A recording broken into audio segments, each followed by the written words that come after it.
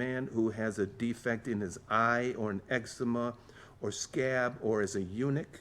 No man of the descendants of Aaron the priest who has a defect shall come near to offer the offerings made by fire to the Lord. He has a defect. He shall not come near to offer the bread of his God. So just as the sacrifices themselves were to be without spot and blemish, so too those offering them had to be physically without spot and blemish. And while the person with the physical defect may be spiritually holy, they may be acceptable before God. Any obvious outward physical defect, if they're blind or lame or marred in the face or disproportionate limbs, broken foot, broken hand, any other overtly physical disability or deformity would disqualify them from service. For such imperfection would detract from the holiness that's being attributed to the service of the priests.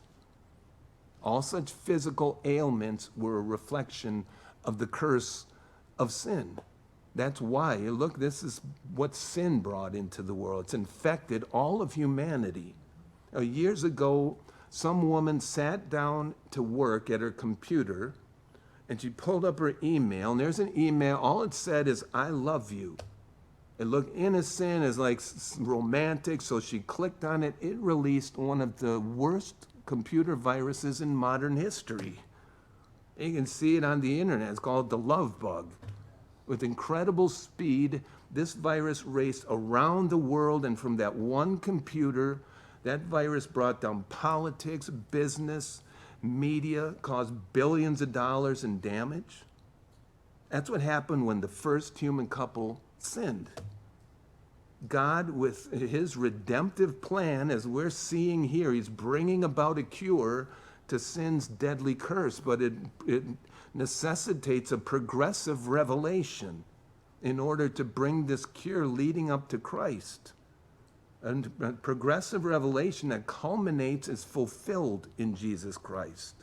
This whole Levitical system with the priesthood and the offerings is established as a visual model of the spiritual reality, copies of the true, more perfect tabernacle, Hebrews 9:24, not made with hands, that is, not of this creation, eternal in the heavens.